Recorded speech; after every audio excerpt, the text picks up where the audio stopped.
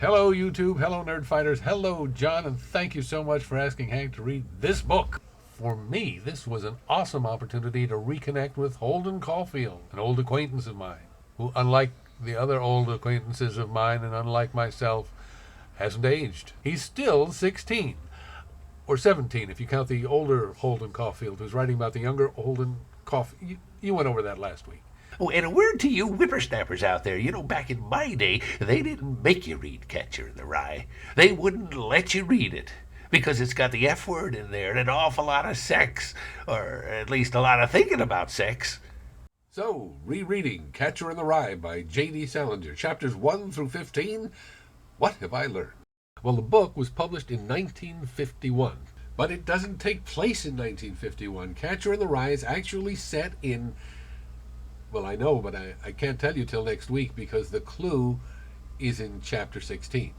You know, J.D. Salinger has never let anybody make a movie out of Catcher in the Rye. Well, Holden hated the movies.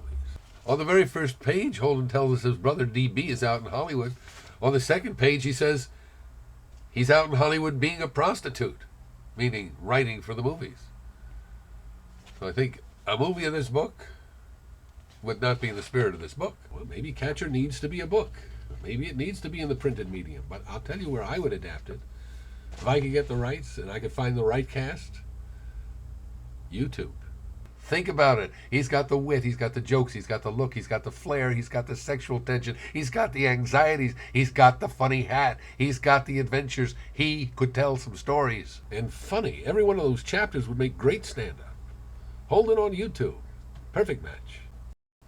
You know, as I read this book throughout the week, I couldn't stop thinking about you, John, and Hank, because, well, first of all, you got me to read it, but second, for Holden, the most important relationships in his life are his sibs. But none of them show up in the first 15 chapters, and yet they're never absent. It's one of the themes running under the book. Open parens, to my own sib. Hey, I love you, sis. Close parens. And this is what he said about books.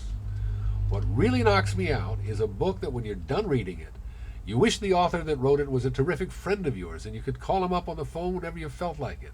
And I imagine a lot of people felt that way about Salinger after reading this book, although clearly Salinger was not in the mood to reciprocate. But you, John Green, author, vlog brother, nerd fighter, you have made yourself available in an amazing way to your readers, to your viewers on this vlog, and I thank you for that.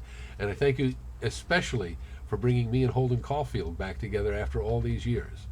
Until next time, I'm Mikola.